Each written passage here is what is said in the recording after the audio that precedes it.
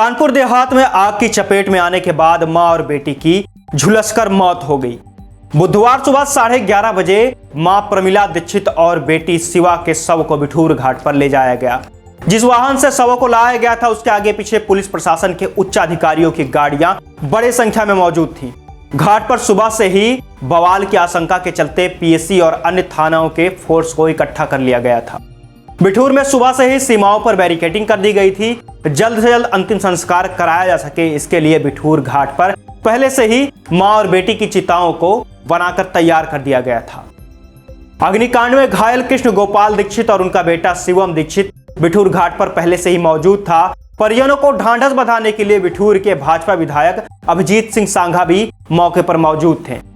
अंतिम संस्कार के लिए पुलिसकर्मी खुद ही हाथ में फूल माला लेकर आए हुए थे। इस गमगीन माहौल के बीच अंतिम संस्कार की प्रक्रिया को शुरू कराया गया। कानपुर देहात के मैथा तहसील की मड़ौली ग्राम पंचायत के चहला गांव के पीड़ित परिवार के बेटे अंकित ने बताया कि कार्रवाई के दौरान लेखपाल से बचने के लिए उसकी मां ने घर का दरवाजा बंद कर लिया था।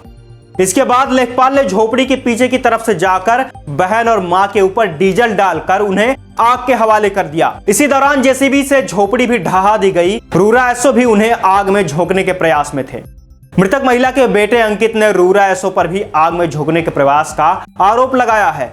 घटना के बाद डीएम नेहा जैन ने मीडिया को बताया था कि कृष्ण गोपाल दीक्षित ने अतिक्रमण कर कमरा बनाया हुआ था। शिकायत पर जब उनके कमरे को हटा दिया गया था, इसके बाद कृष्ण गोपाल ने वहीं पर झोपड़ी बना दी थी।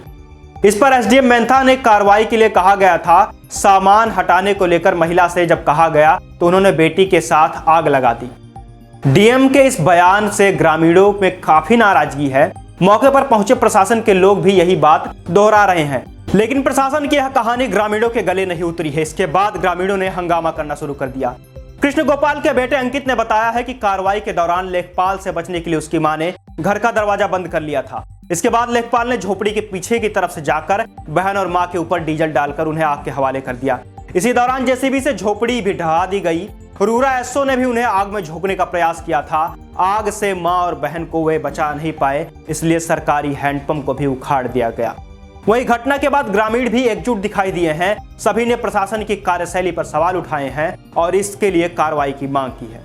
आपको बता दें कि सोमवार को दोपहर को ग्राम समाज की जमीन से कब्जा हटाने के लिए पहुंची पुलिस और प्रशासनिक अफसरों की टीम के सामने ही झोपड़ी के भीतर मां बेटी जिंदा जल गए। दोनों को बचाने के प्रयास में गोपाल कृष्ण दीक्षित और रूरा इंस्पेक्टर भी बुरी तरह से झुलस गए। आक्रोशित लोगों ने आग लगाने का आरोप लगाते हुए हंगामा करना शुरू कर दिया था। अफसरों की टीम को दौड़ा लिया गया और लेखपाल पर कुल्हाड़ी से हमला कर घायल कर दिया गया। भीड़ का गुस्सा देख टीम के अन्य लोग भी भाग खड़े हुए। बाद में गुस्साए लोगों ने एसडीएम, रूरा इंस्पेक्टर, तहसीलदार व लेखपाल समेत गांव के 10 लोगों पर हत्या की रिपोर्ट दर्ज किए जाने की मांग करते हुए शवों को नहीं उठाने दिया था। लेकिन बाद में शवों को पोस्टमार्टम के लिए ले जाया गया और फिर बुधवार को इनका अंतिम संस्कार हुआ। वहीं इस घटना का एक वीडियो सोमवार शाम सोशल मीडिया पर वायरल हुआ है, जिसमें पूरा सच साफ देखने को मिल रहा है। एक वीडियो में प्रमिला और उसकी बेटी शिवा जलती हुई झोपड़ी के अंदर सही सलामत मौजूद दिखाई दे रही हैं, जबकि गेट के बाहर पुलिस प्रशासन दल बल के साथ खड़ा हुआ नजर आ रहा है। इसके बाद भी दोनों महिलाओं की सबके सामने जलकर मौत हो गई।